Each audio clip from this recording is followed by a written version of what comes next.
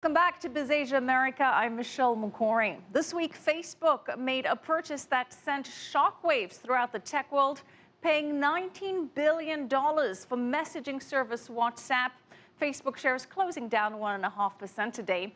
Now, that $19 billion figure is stirring up a big debate over whether these astronomical prices can be sustained. Mark New joins us live from Silicon Valley with more. Mark. Michelle, the $19 billion deal is certainly the talk of the town here in Silicon Valley.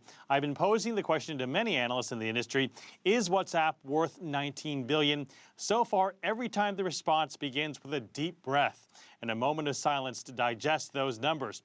But the answer is typically that it's indeed a staggering and shocking price, but not a foolish price. WhatsApp gives Facebook a new messaging platform to build upon and perhaps integrate with Facebook and offer a whole new range of services on top. Now, in the past 2 years, we have seen purchases of photo sharing app Instagram by Facebook for $1 billion, social network Yammer by Microsoft for $1.2 billion, and Tumblr by Yahoo for $1.1 billion. Google bought navigation startup Waze for just under $1 billion. And just last week, message service Viber was picked up by Japanese electronics company Rakuten for around $900 million. But then came the WhatsApp deal, which blew the roof off the going market price with a sudden jump to $19 billion. The fear of these prices inflating based on early acquisitions that were in the $1 and $2 billion and then $19 billion is hard to predict, but understand that it goes back to a strategic reason. Zuckerberg had to have understood, that Facebook had to understand that this thing not only had value in the short term, but could bring great value strategically in the long term. And therefore, he was willing to bet the money now for future returns. Verizon has consulted for tech companies and VCs for decades and has seen firsthand Silicon Valley's boom and bust cycles. And that includes the bubble burst of 2000, where hundreds of internet companies saw their values plummet. Verizon says the current situation is far different. We're not in a bubble in the same context we had in 2000, where we were betting on companies just on business plans with no profit and no real long-term profitability.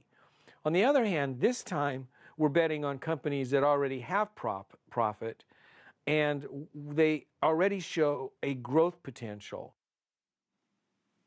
Now, while WhatsApp gets the $19 billion, its competitors are the winners too. Snapchat and WeChat will not only be salivated over by bigger companies looking to acquire or partner up, but it also gives these messaging companies validation that their service is a force to be reckoned with in the quickly evolving technology sector. In fact, just moments ago, I saw a tweet that said that analysts from Barclays have estimated that as a standalone business, WeChat is now worth around $30 billion.